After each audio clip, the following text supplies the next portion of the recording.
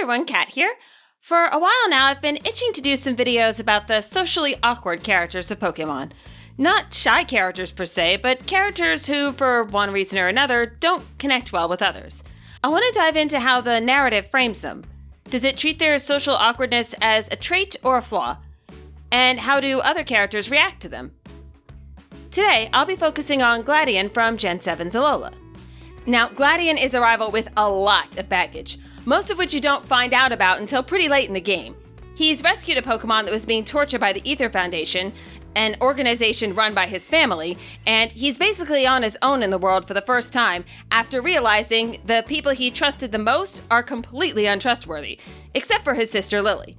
He just barely escaped and knows he could be easily overpowered, and this terrifies him. He joins up with Team Skull for a while since he has no means to provide for himself, but they generally view him as an outsider. Gladion's not too concerned with this, as he's become preoccupied with getting strong enough to protect those he cares about next time the need arises. But the only thing you as the player know about Gladion for the bulk of the story is that he's a loner who takes Pokémon battles very seriously. Too seriously, according to the narrative. He's not unkind to his Pokémon like Silver in Gen 2, but he's not visibly enjoying himself either, and this is a trait that, according to the story, needs to be fixed.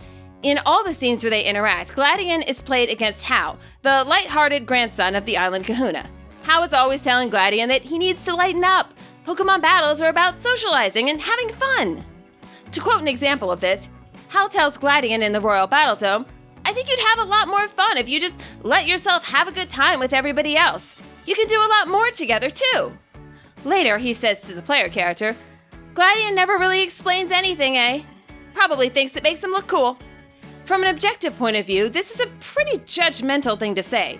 We know perfectly well why Gladion doesn't share much. He's scared of trusting the wrong people again. But moreover, not everyone's a sharer. Not everyone's a bundle of energy with a house-sized grin on their face when they're enjoying themselves. Some people are much more internal about this stuff, and that's okay.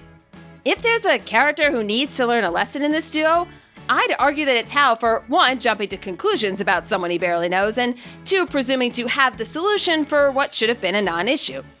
Yes, Gladion does need to trust again for his own sake, but he can learn how to do that and still be a quiet guy who prefers to be on his own and isn't energetic or super smiley when he's battling.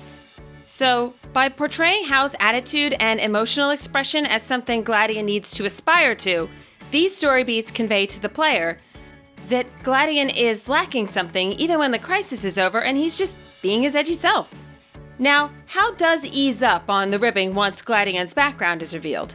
He doesn't apologize for it, which would have been nice, but he stops bringing it up.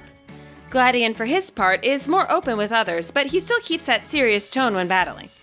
In the spin-off game Pokémon Masters, he acknowledges that his difficult past still affects how he views the world. It's a shame the mainline games didn't do the same. I would have loved to see a starker difference between the Gladion of Sun and Moon, where a more selfish Lusamine lost her mind, and the Gladion of Ultra Sun and Moon, where Lusamine had at least some good intentions at heart. Gladion does give you more background story in Sun and Moon, by virtue of the fact that he's the one who gives you Type Null, but his character as a whole doesn't change too much. As the games are, Gladion reminisces about how he used to only think of rescuing Type Null and getting stronger with it, which implies a kind of the past is done situation. I don't think the Gen 7 games treated Gladion poorly, but they did miss some opportunities to treat him better. It's okay, Gladion, we're here for you. Hope you guys enjoyed the video. I'll be interspersing more of these with my fanfic videos over the following weeks, so I hope you'll subscribe and check them all out. Until next time, happy reading and happy training!